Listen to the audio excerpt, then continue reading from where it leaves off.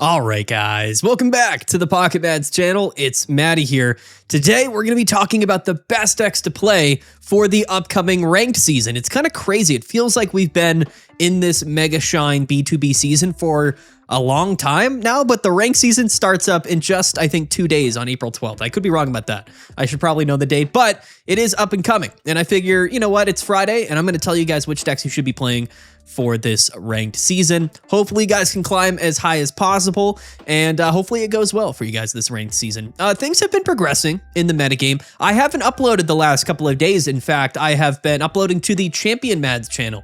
Pokemon Champions released a few days ago. I'm definitely super into it. It's a lot of fun, so I've been making some content over on our second channel. Definitely go check that out if you have any interest in Pokemon Champions, or if you just want to support me in general. I would greatly appreciate it. We're almost at 2,000 subscribers already on that channel, so it's been a lot of fun. But we're back talking Pokemon Pocket. Also, before we get into the decks today, you gotta go register for PMPT number 27, which is going to be tomorrow, in fact, April 11th at noontime, Saturday. This is gonna be a really fun tournament. It's the last tournament before the ranked season, so I think the data that we get this weekend will be very valuable as we move into the ranked season. But not only that, it's the last tournament of this season of PMPT. That doesn't mean a whole lot. Effectively, what it means is that the next week's Pocket Mads Pocket Tournament will not be the standard Pocket Mads Tournament. It's going to be our Invitational. So this is your last chance to qualify for that Invitational tournament, and you're going to have to stay tuned to see, of course, you know, what the tournament structure looks like and if you qualify or whatnot. And we're going to be live streaming all of these tournaments as we always do every weekend. So anyway, link to register down in the description below. Let's get into the decks. This has been a long intro. We always... I don't know what we're doing. We talk so much on this channel. I don't know. All right. Anyway, the first deck we're going to talk about is Hydreigon. Because if you guys remember, Hydreigon came in last weekend and dominated, had a really, really strong performance, ended up winning PMPT number 27. It was definitely, it was front and center going into this week. I think a lot of people realized that Hydreigon is still a top tier deck list, and it still is, but throughout this week, we've seen a lot of counterplay. So we have a lot of extra tools at our disposal through Mega Shine in the last few sets of that have been released. So I don't think Hydreigon is nearly as oppressive as it was initially when Lucky Ice Pop released. But of course, since it still has Lucky Ice Pop, it's still a very strong deck list. Nothing's really changed here. Again, a lot of the decks that you're going to see in today's video, most of them are decks you probably have already seen. So I'm just going to be kind of talking about why I think they should be played or not played, I guess.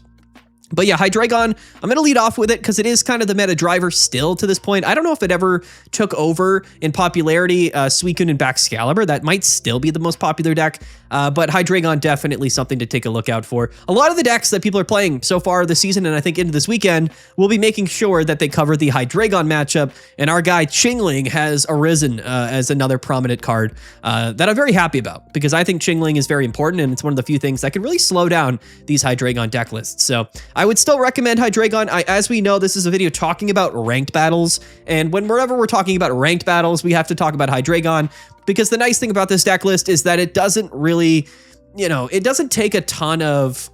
I don't mean to like be rude to anybody that plays this deck, but it doesn't take a lot of understanding. It's a very straightforward deck, and that's totally fine. Not every deck has to be, really complex and difficult to play. Hydreigon, as far as any decks go in Pokemon Pocket, is pretty simple and very strong. And it's also a very fast-paced deck. You're going to win games quickly, lose games quickly, and that's typically pretty good for ranked battles. So I wanted to lead off talking about Hydreigon because I do think it's going to be counterplayed a lot, probably for the rest of the season, but it's always going to be a strong option. Maybe we have like a mid to late 4th week rise back up of Hydreigon when people kind of forget about it, but yeah, it's definitely a very strong option. Next up is Steelix. This might sound strange because these stall type decks have never really been my favorite for ranked battles, but I think Steelix is kind of the exception to that. This deck list has been, in my honest opinion, a top tier deck this entire season. I think it just has enough going for it right now, and I think the metagame is so spread out. There's enough Oricorio going around, enough Suicune Baxcalibur going around. I really like Steelix. I think it is sort of the #1 like tank deck, like stall deck. Sustain, is that what we're calling this? Like it's a deck that doesn't deal a ton of damage, but it can take a ton of damage, so it's very unique in that sense. And again, With Onyx there, you can deal with the Oricorio decks. Like, you have that advantage because Onyx, you can still use Heavy Helmet, you can prop it up with Indeedee, and you can just kind of mow through your opposing Oricorios, which is really good because Manectric Oricorio is still seeing a fair bit of play. And this is a deck that can contend with most things. Steelix has a couple of really bad matchups that we talked about, I believe, on Tuesday. But basically, every other matchup that you're going to be going up against if you're playing Mega Steelix is pretty good. So as long as you're avoiding things like Charizard. And what was the other bad matchup for Steelix? I honestly kind of forget off the top of my head. I don't remember. There was another really bad matchup. I'm spacing on it right now. But, you know, there probably will be a fair bit of Charizard in ranked battles, especially like in the lower ranks with the casual players. But I think if you kind of, you know, are able to kind of get over the hump, like if you can get into Master Ball and play for a fair bit and be somewhat high into Master Ball, you're probably going to be very effective with Steelix. I think that it's going to do really good into those Suicune decks. So, you know, just keep in mind, Steelix is a very volatile deck, but has good matchups and quite bad matchups. It really depends on what you hit, but I'm really suspecting that ranked battles will be a ton of Suicune, going to be a ton of, you know, Sleep Altaria, going to be probably a lot of Charizard as well. And I think that Steelix is going to function pretty decently into all of those deck lists. So that's really it. Again, not a deck that's really changed much. It's kind of the same deal. We are playing double PCL because Sleep is still very common. The Sleep decks, predominantly Altaria, has remained still like a top tier strategy. And a lot of the Chingling kind of control item lock type stuff has moved into maybe some other archetypes, which again, we'll talk about. And that's kind of the progression here, but tons of healing in this deck list. And I really love Steelix. I don't think people realize, but the Steelix deck's been around for a while. This isn't like a new thing, but it has had like a resurgence this season, and I actually really like that. Scizor, definitely not a bad deck, but in terms of the matchups, you would just kind of rather play Steelix into like most things right now, which is very interesting. But yeah, as far as, you know, these metal type decks go, I think Steelix is on the top. Just a really good deck. Next up is going to be Dark Greninja. And Dark Greninja early in the season saw some play with the Sleep Scam, you know, Darkrai, Bad Dreams, Igglybuff stuff, whatever you call it. And that was somewhat effective. However, Dark Greninja is finding its home here with Chingling once again as a deck that can deal with a lot of the best decks in the game. Chingling is incredibly valuable, not only for that Hydreigon matchup like we talked about, but when you combine Chingling with Greninja and with Rocky Helmet and with the Darkrai Nightmare Aura pings, you're actually able to kind of get through your opposing Chinglings really easily and also deal with those really annoying Igglybuffs. So if you do happen to go first, you should be able to, you know, be pretty effective, even in like basically any matchup in the game right now. Not many decks aren't going to love the item lock, and I think that's relevant. So as far as like Chingling decks go, you can still play the Chingling, you know, toolbox Altaria type decks. I still think those are strong, especially into things like Hydreigon. But when it comes to what's seeing play a lot in the metagame, it's a lot of Suicune, a lot of Hydreigon, things like that. I actually really like Dark Greninja. Again, a deck that's been around for a very long time. So a little bit of resurgence. We are playing a Hiking Trail in here, and I love the Hiking Trail. I think it ended up being one of the most slept on stadium cards that we got in Mega Shine.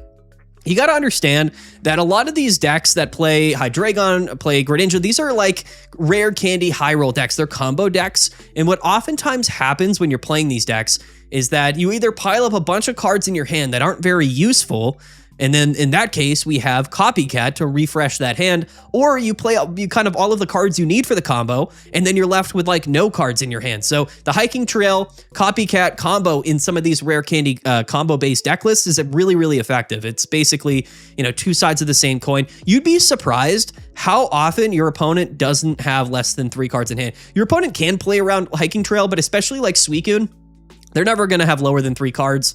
Other Hydreigon decks, it's going to be a little bit scary, but again, we have Chingling for that. So I really like Hiking Trail. I think it actually ended up being a really great card in this metagame. And Dark Greninja, very uniquely well positioned, going to deal with some of those top decks. And I just really like it. High roll control is always what we've called this, and that's kind of how it seems. But Hiking Trail, just like in the Hydreigon deck, has buffed this, I think, pretty significantly, given a little bit more consistency. You know, double Research, double Copycat, double Pokeball, and a Hiking Trail makes basically any deck in the game consistent. It doesn't matter if we're playing, you know, rare candies and Cyruses and stuff like that. Things that are oftentimes unplayable, it doesn't really matter because Copycat and Hiking Trail. So definitely hop on the Dark Greninja train. It's going to be one of my favorites. If I were to be grinding this ranked season, which I don't know how much I'll play this ranked season, but I'll definitely play a little bit, I think Dark Greninja would be pretty high up there for me.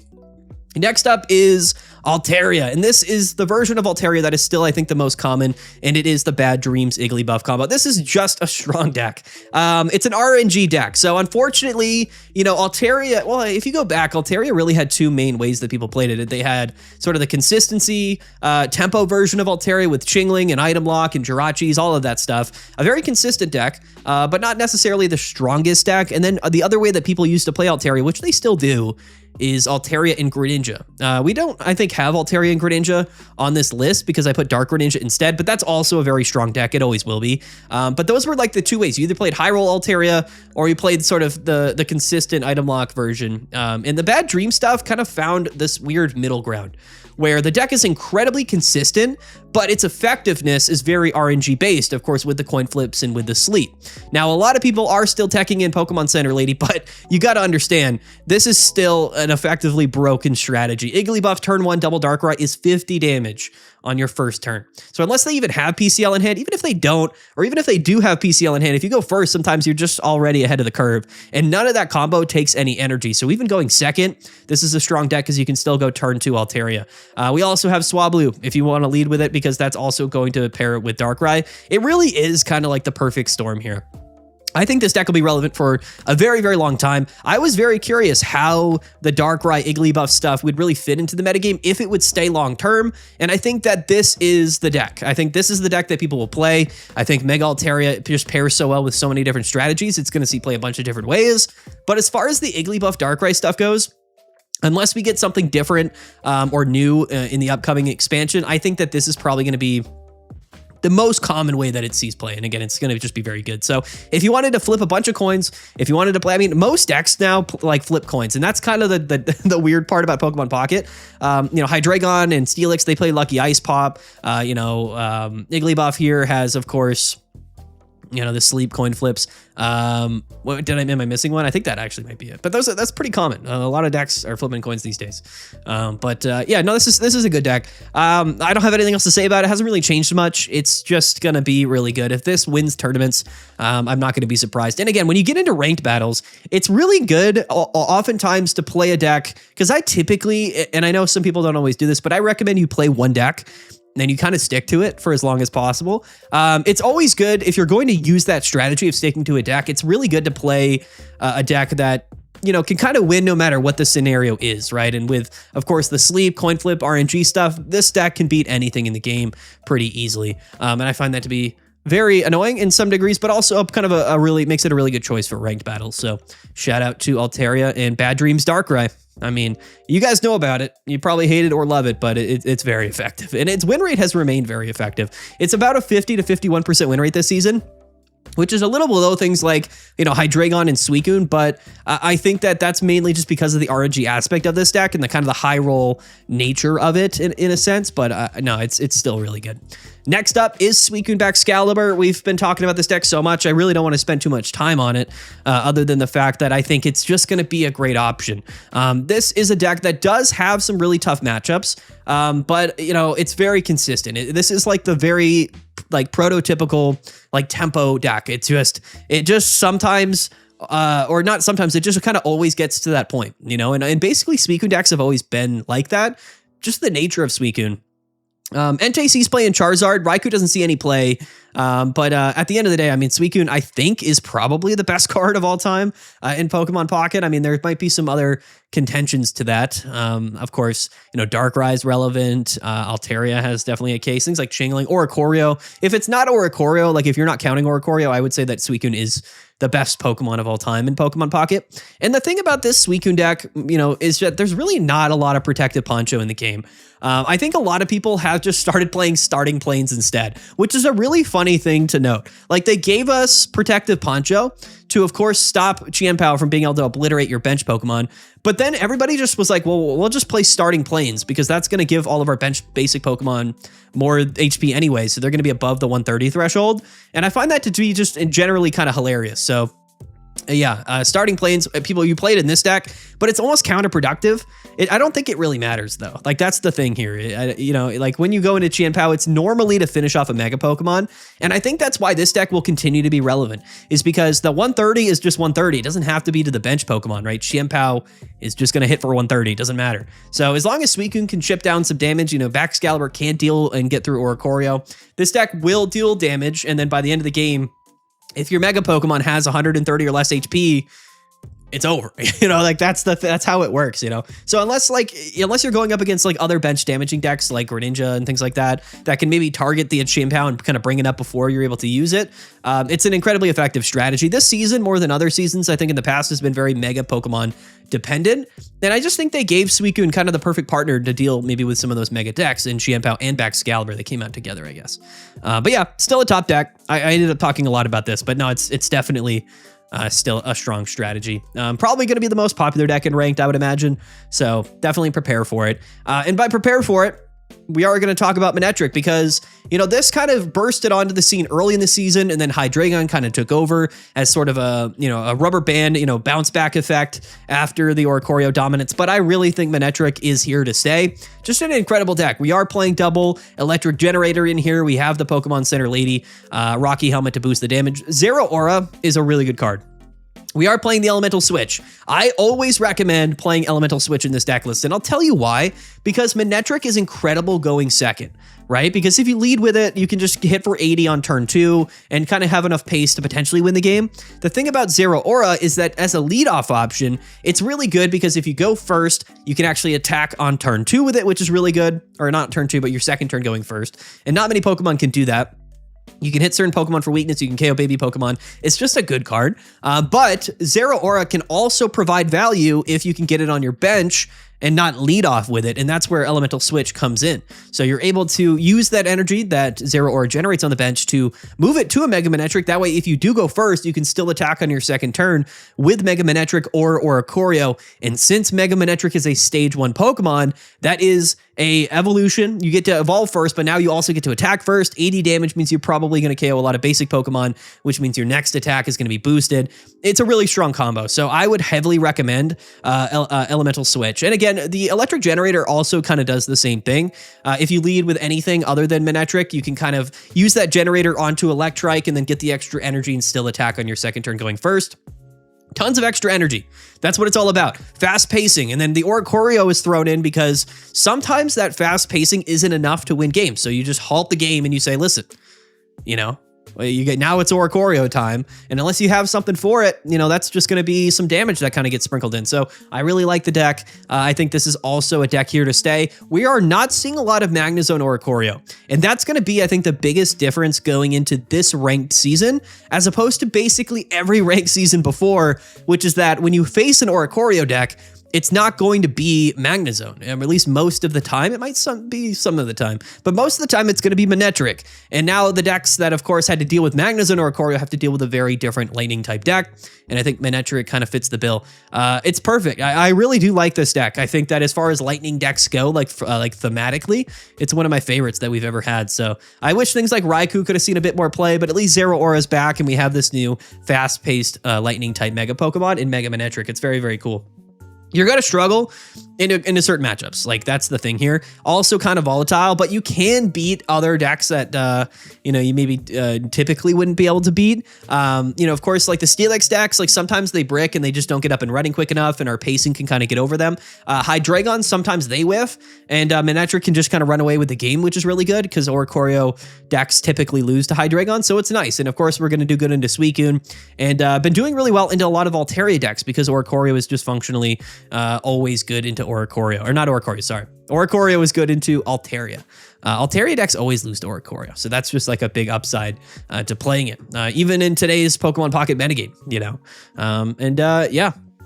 There you go, Manectric Oricorio. The last deck today is the weekly wild card. And there's been a progression this week. I haven't covered it because the last time we kind of talked about things was Monday, Tuesday. But in the last few days, there's been sort of this new archetype that has bursted onto the scene as a potential meta contender. And it might surprise you guys if you haven't been keeping up with some of the other tournament results in between during the week. This might surprise you. It is Greninja and Decidueye. What a throwback. Real Pocket Mads viewers will know that as soon as Decidueye was released way back in the day, I actually made a video immediately with Greninja and Decidueye because I thought the combo was absolutely broken. Now, this was back before we had Copycat and Poncho and Hiking Trail and Chingling. So at that time, that deck might not have been that strong. I thought it was really good. It never really caught on. But anyway, big throwback, and it's here. And this is the combo. This is the combo prophesized in the Legends. We did talk about this literally like a year ago. It's really cool. And again, like now it's a lot better, I think, because of Hiking Trail, Copycat, Chingling. And again, you'll notice the Hiking Trail in the Rare Candy Greninja deck. Like you'll notice that, right? Because again, like sometimes you just play those cards. Sometimes you're just left with not many cards in your hand because they're all playable on turn 2 or turn 3. Hiking Trail draws a couple of more. The whole strategy here is Chingling item lock, and then of course set up your Greninja on the bench. Greninja is going to be able to tag a bench Pokemon, and then you're able to go into Decidueye and absolutely start obliterating whatever bench Pokemon you want. It's basically like a Chien-Pao, but it doesn't discard the energies, and that's really, really cool. Decidueye has enough HP to live hits from effectively anything because it is a stage 2 EX Pokemon. 170 HP, we're not even playing Leaf Cape or anything. 170 is a good enough number. Like nothing's going to hit for 170 other than like Charizard. Yeah, a really techie deck, a really fun deck, and shout out to Chingling finding its way into a strategy like this that we absolutely love. So it is a bit of a high roll deck. We're playing double candy, but we are also playing one Frogadier because again, we have 3 rare candy evolutions. We have 3 stage 2 Pokemon. So, double candy, but we got to play a middle evolution in there. Rowlet is a card that sometimes goes hard as well. Like being able to skill dive and then go turn 2. Like if you go second, you can skill dive to the bench and then turn 2 and then Pierce the Pain with Decidueye. It's actually kind of always been a little bit crazy. Decidueye's been relevant before in the metagame. It's a card that used to be, but this was kind of before Mega Venusaur came out. You just play like solo Decidueye, and it was actually pretty good into Suicune and Greninja, but that's a bit of a tangent. Decidueye's back. It's been performing well in tournaments. It's been pretty popular. I think at a recent tournament, it was like the 2nd or 3rd most played deck, which is crazy to think about. So it's not, it hasn't proven itself worthy fully yet. So it is the weekly wild card this week, but I think it's the perfect weekly wild card. Again, this is for ranked battles, and I think a deck like this will take a lot of people by surprise, and I think its matchup spreads are actually going to lend itself pretty well to what the ranked metagame will look like. And I think that's super fun. This also has a fun factor to it, right? If you're playing ranked battles, if you're looking to grind a Master Ball, this might be the most fun deck to do so. And I find that to be pretty cool. But like I said, I wanted to get this video out today. It is Friday and Ranked does release in a couple of days.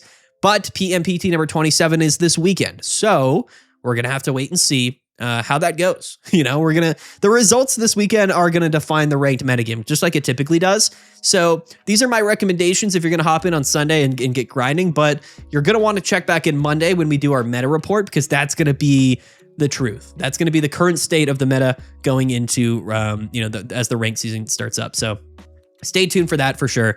Going to be a ton of fun. And there it is, guys. That's the video. We kept it somewhat short today, which is pretty cool. But also, you got to go check out the Champion Mads channel, guys. You got to go check it out. If you haven't played Pokemon Champions, try it out. It's actually been a ton of fun. I'm having a great time making some content on Champions. We're still going to be making Pokemon Pocket videos. I haven't really figured out the full schedule yet. I love Pokemon Pocket, so I will continue to cover it.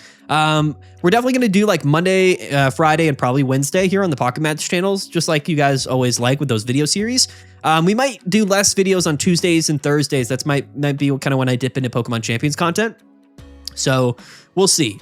But yeah, the Pocket Mads channel not going anywhere. Champion Mads has been super fun, and Pokemon Champions has been a lot of fun. So again, I don't know how many people will grind this ranked season. A lot of the people are probably going to be playing Champions, but we have 2 weeks of this ranked season. So maybe at the end of the month, you can kind of dip your toes in, get to Master Ball, climb a little bit. Again, all of the people that aren't interested in playing Champions but love Pokemon Pocket, shout out to you, because that's why Pocket Mads in this channel still exists. So I really do appreciate it. And anyway, guys, that's the video. Peace out. Have a good one. We'll see you guys later. Yeah.